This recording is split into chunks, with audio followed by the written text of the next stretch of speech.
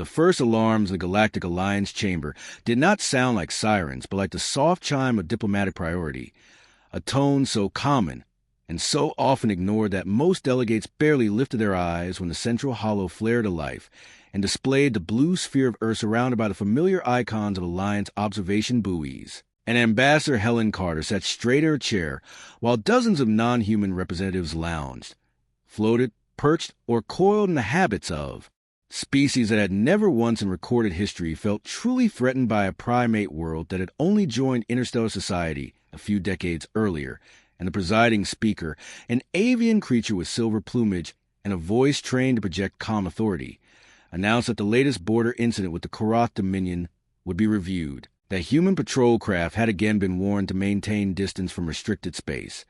and that the Alliance would issue another formal reprimand. And around the chamber there were faint ripples of amusement, a low collective sense that this was a routine matter, that the humans were young, loud, technically clever but strategically naive, a species that had climbed quickly yet still did not understand its place. And as the discussion droned on, footage appeared of a Korrath battle group, massive angular warships bristling with weapon spines, pushing through a region where human mining stations had operated under Alliance charter, and the Korrath commander's broadcast filled the hall with a deep resonant voice declaring that the resources in that system were now claimed by ancient right, and that any human presence would be removed by force, and some delegates nodded in agreement,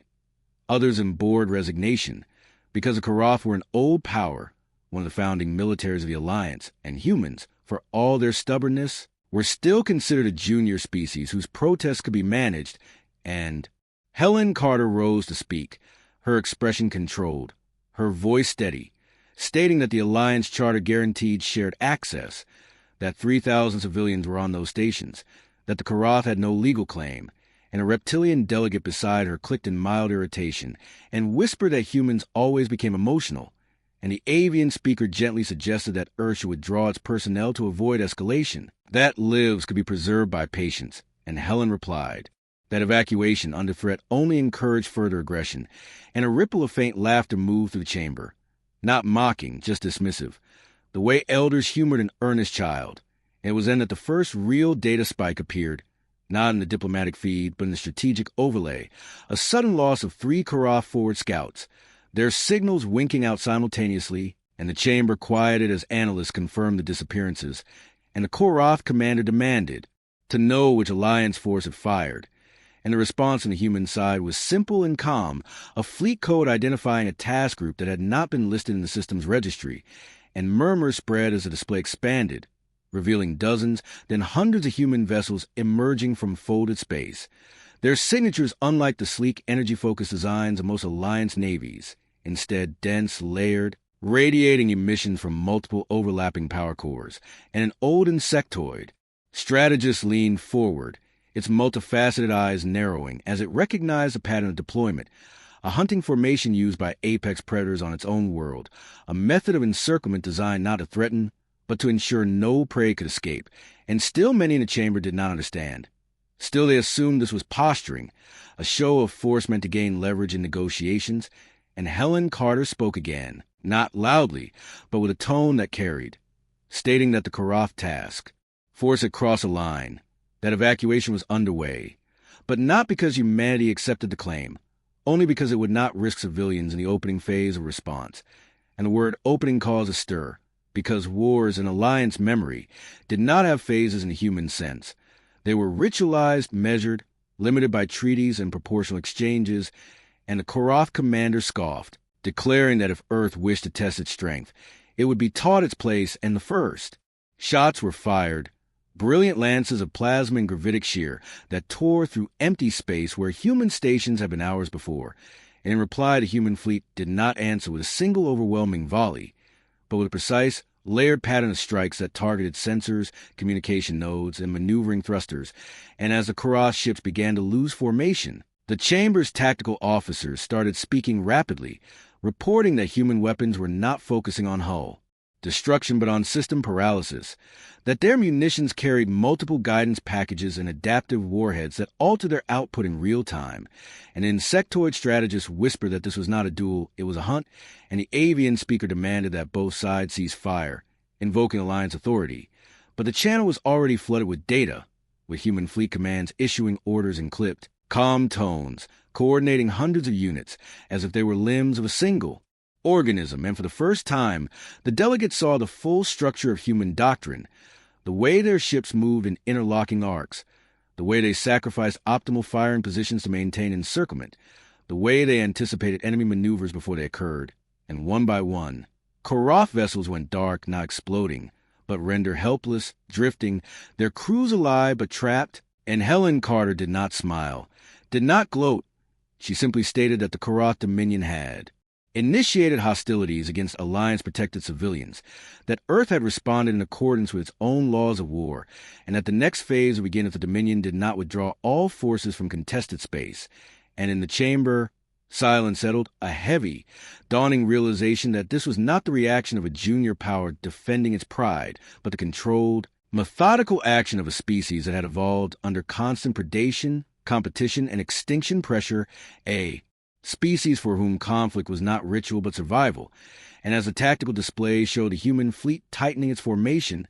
close an invisible net around the immobilized Korrath warships, the old insectoid finally voiced what many were beginning to feel, that the Alliance had made a fundamental error, that in welcoming humanity as a minor member, it had failed to recognize the traits that on countless worlds had defined the apex predator: patience, coordination, adaptability, and willingness to pursue an opponent until the outcome was absolute, and the day was only beginning. As the human task group tightened its formation, the Galactic Alliance chamber filled with low, urgent exchanges as analysts from dozens of species tried to interpret what they were seeing. And what unsettled them most was not the raw firepower, but the discipline. The way every vessel adjusted position by fractions of a degree, maintaining overlapping fields of control, so that no vector of escape remained uncovered. And the Korrath commander's voice, once confident and resonant, now carried a sharp edge as he ordered emergency power reroutes and attempted to bring secondary drives online, only to find that the human strikes had been timed to coincide with the exact moment those systems would be most vulnerable, a detail that suggested weeks, perhaps months, of prior study. And in the chamber an elderly mammalian delegate murmured that no one had authorized reconnaissance of that depth. To which Helen Carter replied quietly that authorization had not been sought because human doctrine held that when a potential threat demonstrated repeated disregard for boundaries, it became a subject of continuous observation by default.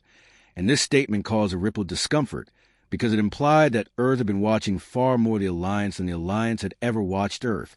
And on the tactical display,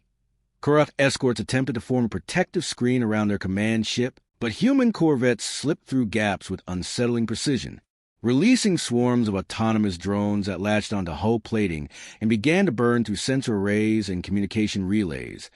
not destroying the ships, but blinding and deafening them. And the insectoid strategist noted that this mirrored the behavior of pack hunters isolating the lead animal, removing its ability to signal or coordinate. And as the Korrath formation faltered, a new set of human vessels emerged from fold space, heavier, slower, their mass readings far beyond what their visible hulls suggested. And the avian speaker demanded to know the purpose of these reinforcements, invoking emergency council protocol. But the human fleet commander's transmission overrode the diplomatic channel with calm authority, stating that containment was nearly complete and that recovery units were moving in to secure disabled vessels. And the word secure caused several delegates to stiffen, because in Alliance terms it meant boarding, capture, and the taking of prisoners, actions rarely undertaken at this scale in modern interstellar conflict. And the Korrath commander protested, declaring that such actions would be considered an act of total war, to which the human reply was measured and unsettlingly precise, stating that total war was defined by intent to destroy a species or its capacity to resist, and that Earth had no such intent, only the intent to ensure that the Dominion would never again consider violating human-protected space. And as boarding craft detached from the heavier ships and moved toward the drifting Korrath hulls, the chamber's atmosphere shifted from tense observation to something closer to collective unease, because it was becoming clear that humanity was not merely defending a claim or making a political point. It was demonstrating a capability, a level of operational control and strategic foresight that placed it in a different category than the Alliance had assumed. And Helen Carter, watching the feeds, reflected that on Earth, Predators were not defined by size or ferocity alone, but by their ability to learn, to coordinate, to strike at the moment of greatest advantage, and to stop only when the outcome was certain. And as the first Korrath command deck was breached and human Marines reported the capture of its officers without a single fatality, the avian speaker finally asked a question that had been forming in many minds. What would happen if the Dominion refused to withdraw? And the answer came not from the human fleet commander, but from a strategic advisor on the Alliance staff, its voice subdued as it stated that the next phase, according to observed human doctrine, would involve the systematic dismantling of the Dominion's forward military infrastructure, followed by economic isolation, information warfare, and targeted strikes against command nodes, all conducted with the stated goal of forcing a surrender before civilian populations were directly affected,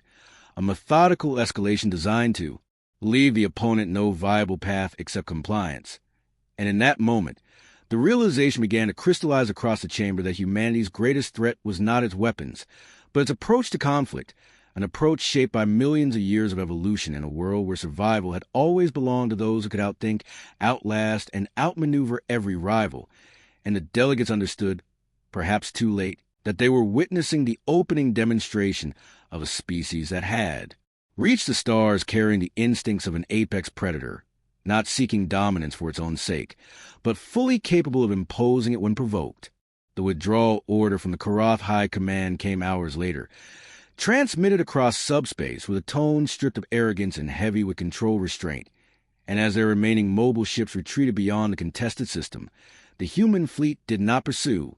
instead maintaining its perimeter until the last disabled vessel was secured and its crew accounted for. And this restraint confused many in the Alliance chamber, because in their experience a victorious power either pressed its advantage or withdrew entirely. But the humans did neither. They held the field, establishing a quiet, unyielding presence that signaled both capability and patience, and as reports flowed and of captured Korrath officers being treated for injuries, given medical care compatible with their physiology, and informed of their status as prisoners under human law. The avian speaker found it difficult to reconcile this measured conduct with the efficiency of the preceding operation, and a young, amphibious delegate asked whether this was mercy or calculation, to which Helen Carter replied that in human history, the two were often intertwined, that mercy could be a strategy as much as a moral choice, and on the tactical screens the broader implications began to emerge. Data showing how quickly human logistics had mobilized, how supply lines had been established across multiple systems without disrupting civilian traffic, how information networks had shifted to prioritize real-time battlefield awareness. And the insectoid strategists observed that this level of integration suggested a civilization long accustomed to preparing for large-scale conflict even in times of peace. And when asked why, Helen spoke of Earth's past, of centuries where rival powers had existed in constant tension, where the cost of unpreparedness had been measured in cities and generations. And she explained that humanity had learned to assume that any peace could be temporary, that any neighbor could become a threat, and that survival depended on readiness. And in the chamber, some delegates bristled at this implicit comparison, but none could deny the evidence unfolding before them. And as the Korrath withdrawal completed, a new diplomatic session was convened, this time with the Dominion requesting mediation rather than issuing demands, and their representatives spoke of misunderstandings, of historical claims misinterpreted, of the need for stability, and the shift in tone was stark, a public acknowledgement that their attempt to test humanity's resolve had backfired,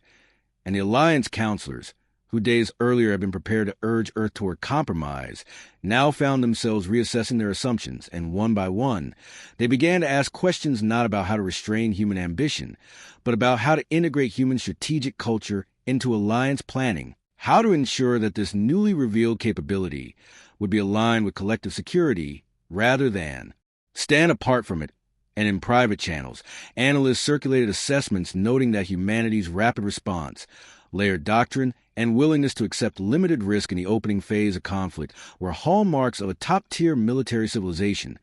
one that did not rely on overwhelming numbers alone, but on adaptability and coordination. And as these reports accumulated, a quiet consensus formed that the balance of power within the Alliance had shifted,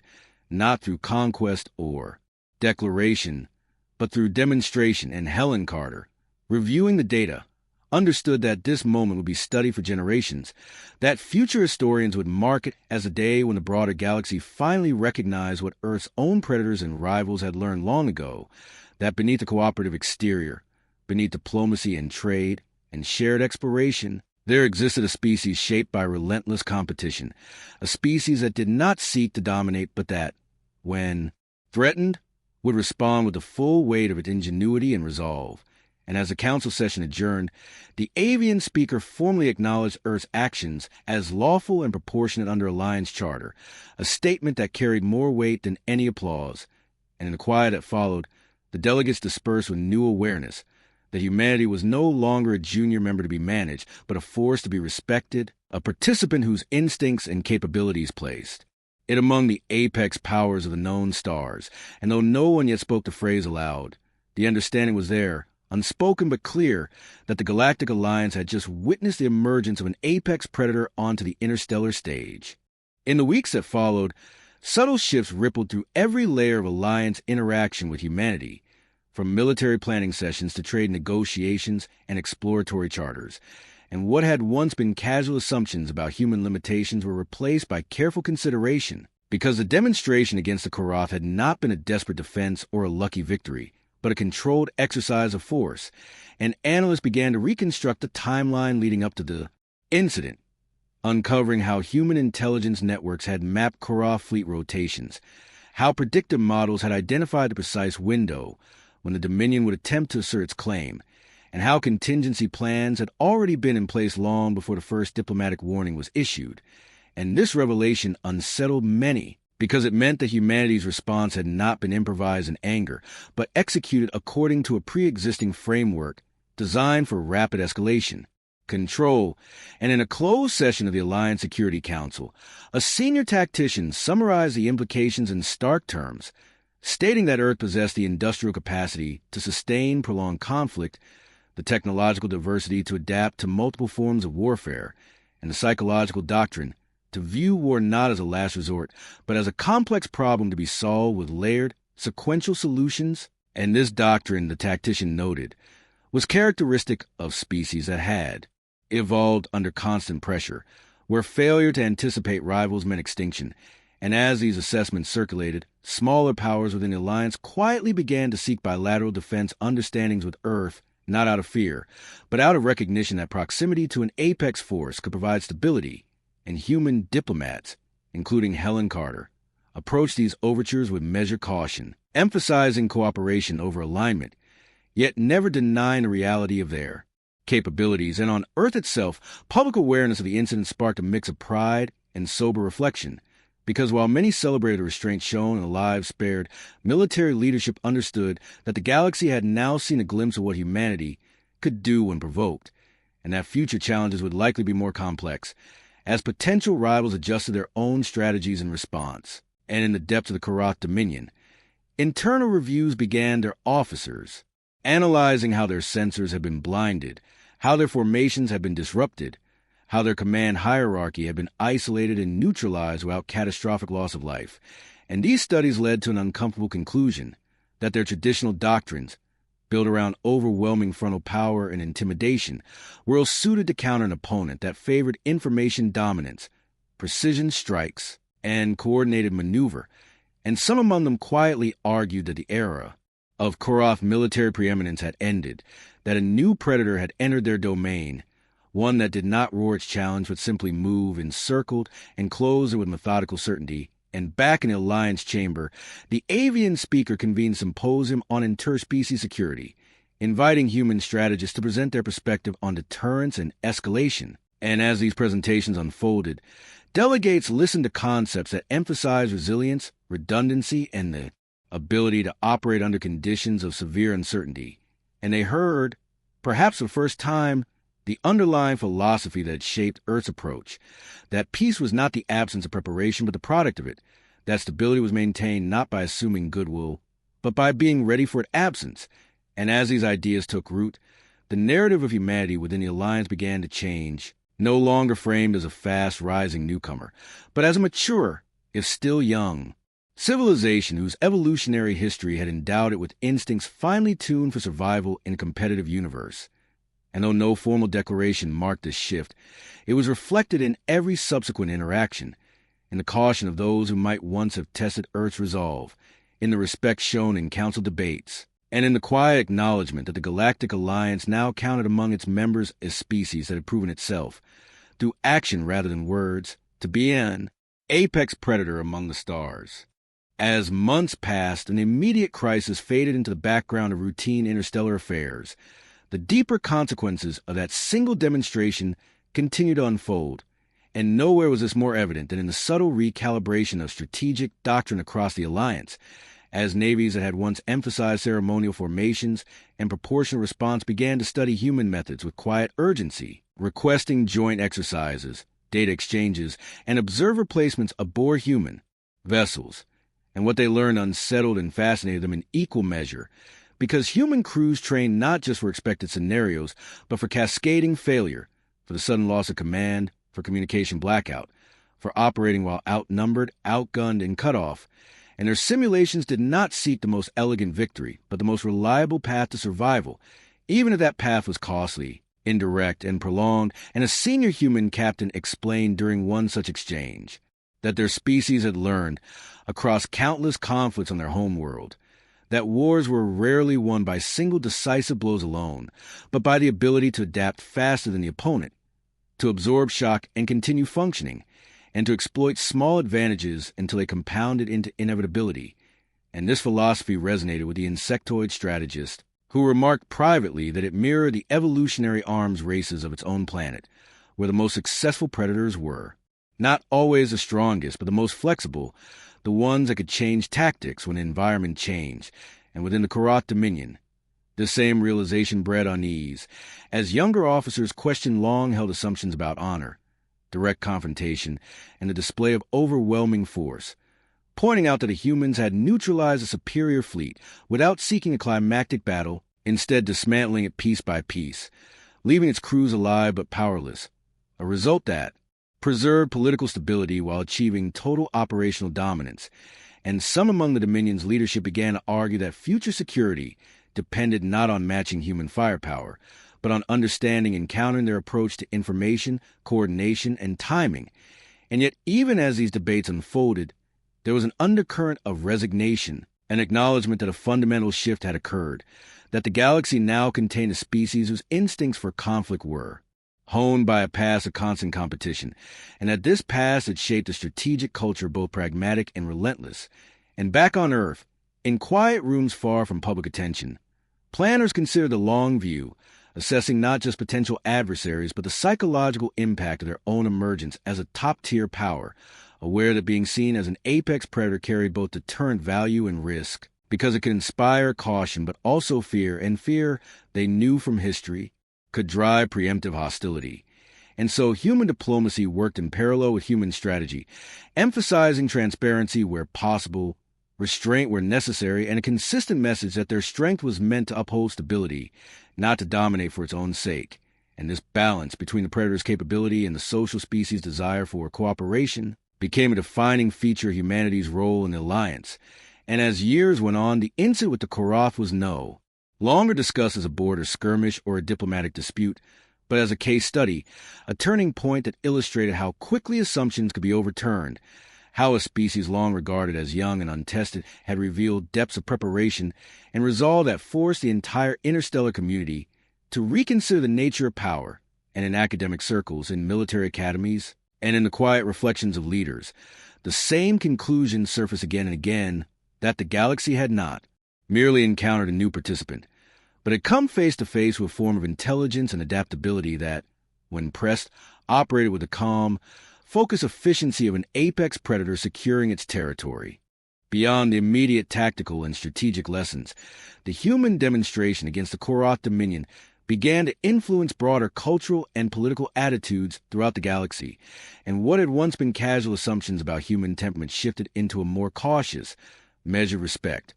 because observers noted that humans did not display unnecessary aggression, nor did they seek spectacle, instead operating with deliberate efficiency, a combination of patience, foresight, and selective application of force that left allies reassured and adversaries unnerved, and within alliance councils, debates shifted from how can we manage these humans to how can we coexist with a species that defines the apex standard.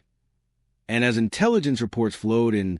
documenting human industrial mobilization, rapid deployment capabilities, and interplanetary logistics, analysts began to recognize a pattern that extended far beyond military matters, that human innovation, organization, and adaptability were all shaped by evolutionary pressures that demanded creativity, resilience, and collaboration under duress, and this recognition sparked a quiet reassessment of galactic power hierarchies. Because a human success was not dependent solely on technology, numbers, or firepower, but on the integrated application of knowledge, instinct, and disciplined decision-making. And as diplomats met with human representatives, they found conversations conducted with calm, clarity, decisions justified with careful reasoning, and an implicit understanding that humans value both the survival of their species and the preservation of order around them. And these qualities, combined with proven ability to neutralize a superior military force without unnecessary loss of life, transformed perception of humanity across dozens of species, causing younger powers to emulate aspects of human planning, and older powers to reconsider the reliability of their own doctrines. And in the Korrath Dominion, internal debates raged, with officers questioning whether centuries of rigid command structures and reliance on intimidation had left them vulnerable to a civilization whose core strength lay not in the loud application of force, but in precise, methodical, and adaptable strategy. And reports circulated that human fleets could operate for weeks without supply lines being vulnerable, that their communication protocols were resistant to disruption, and that their ability to anticipate opponent movements was supported by sophisticated modeling informed by centuries of conflict and survival experience on Earth. And as these findings spread through academic, military, and political networks, a new respect emerged for the human's capacity to act decisively while maintaining ethical and legal restraint. And this balance was what truly defined their apex status, because an apex predator is not measured only by lethality, but by the combination of adaptability, awareness, and timing. And as alliance ships adjusted patrol routes, defense protocols, and engagement strategies in response to human methods, and as trade and diplomatic channels were recalibrated to reflect a species whose capabilities could no longer be dismissed, the galaxy began to recognize that humanity's emergence was not a transient phenomenon, not a brief spike of activity, but the establishment of a permanent standard, a species whose approach to conflict, survival, and cooperation demanded careful attention. And for the first time in interstellar memory, the term apex predator was applied without metaphor, without caveat, because across dozens of worlds, in corridors of command and halls of diplomacy, there was agreement that the day humanity revealed its disciplined, adaptive, and overwhelmingly competent nature was the day the galaxy had to reconsider everything it thought it knew about power, strategy, and the potential of a single species to alter the balance of the stars. As the years unfolded after the Korrath incident, humanity's influence began to extend far beyond the immediate demonstration of military prowess, shaping not only alliance security doctrines, but also cultural perceptions of interstellar engagement, because species that had once approached Earth with casual curiosity now approached with cautious respect, and scholars, diplomats, and strategists alike began studying the human approach to problem-solving, conflict resolution, and technological integration,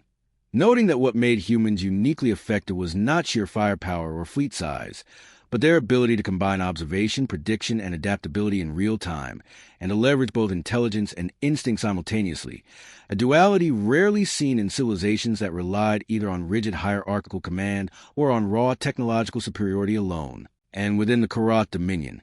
reforms began to take root, subtle adjustments to fleet training, intelligence, gathering, and command autonomy inspired directly by lessons learned from facing humanity.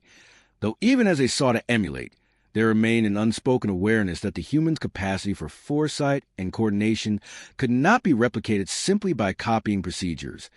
because it was deeply rooted in their evolutionary history of survival against relentless competition on Earth. And in other Alliance member worlds, young officers and scholars debated endlessly over the ethical and strategic implications of what they had witnessed, wondering how to balance caution and engagement when interacted with a species that combined restraint with overwhelming efficiency. And over time, the story of that confrontation, the calm, methodical neutralization of a superior fleet, the humane treatment of prisoners, the careful management of escalation, became legendary across star systems, taught in academies as both a cautionary tale and a case study in apex-level strategy, and public perception of humanity shifted as well, with civilians across multiple worlds admiring the species for its discipline, intelligence, and moral consistency, not merely for its victories. And Helen Carter, now serving as a senior advisor in multiple interstellar forums, reflected that the true power demonstrated was not just tactical, but psychological, that the revelation of humanity's capacity reshaped expectations, influenced policy, and altered assumptions, because the galaxy had been forced to acknowledge that a species whose instincts and culture were honed for survival, adaptability, and coordination could achieve dominance without cruelty, without spectacle, and without arbitrary escalation. And as humanity continued to explore, trade, and defend its interests, every interaction carried the subtle weight of precedent, reminding other civilizations that while humans preferred cooperation and negotiation, their response to provocation was calibrated, precise, and irreversible if necessary. And over time, the Korrath incident became more than a historical footnote. It became the moment when the Galactic Alliance and the galaxy itself realized that humanity occupied a unique position in the cosmic hierarchy, one defined not by arrogance or conquest, but by skill, discipline, and the unassailable instinct to survive, adapt, and prevail, a position that, once revealed, ensured that the rest of the stars would never underestimate humans again, and that every council, every negotiation, every conflict would be shaped by the knowledge that humanity had declared itself an apex predator in practice, not in name. And that recognition, earned through action and measured with patience, had permanently altered the balance of power among the civilizations of the galaxy, establishing Earth and its species as a force that must be understood, respected, and reckoned with in every future engagement across the cosmos. The decades that followed solidified humanity's reputation as the apex predator of the galaxy, and what began as a single defensive engagement against the Korrath Dominion evolved into a defining paradigm for interstellar relations, because species that once assumed humans were naive, limited, or manageable now approached every interaction with cautious calculation, aware that any provocation could trigger a response both measured and devastatingly effective. And within the Alliance, doctrines were rewritten to incorporate lessons drawn from human strategy, emphasizing flexibility, redundancy, layered operations, and the integration of ethical restraint with tactical decisiveness. And historians chronicle the shift as a turning point in galactic power dynamics, noting that no fleet, no empire, and no council could ignore the capabilities and instincts humanity had revealed. And while human expansion continued peacefully in trade, exploration, and science, the implicit understanding of their potential for dominance shaped negotiations, territorial disputes, and defense pacts alike, because humans had demonstrated that survival and advantage were not matters of brute force alone, but adaptability, coordination, and the disciplined execution of strategy. And across dozens of worlds, in military academies, government chambers, and public discourse, the phrase apex predator was now used literally when referring to humanity, a recognition earned through centuries of evolution, centuries of competition on Earth, and decades of disciplined projection into space. And Korrath officers, historians, and political leaders recorded the consequences of underestimating humanity,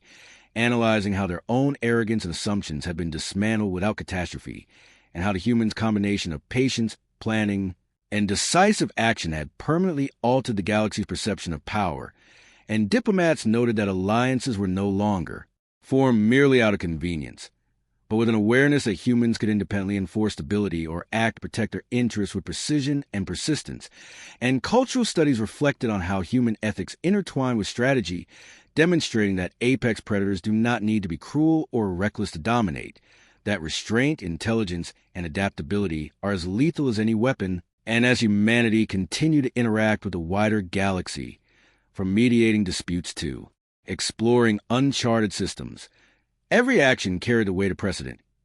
Every negotiation was informed by the awareness that a single species had redefined what it meant to be at the top of the cosmic hierarchy, and across the stars, the memory of the Korrath engagement remained vivid,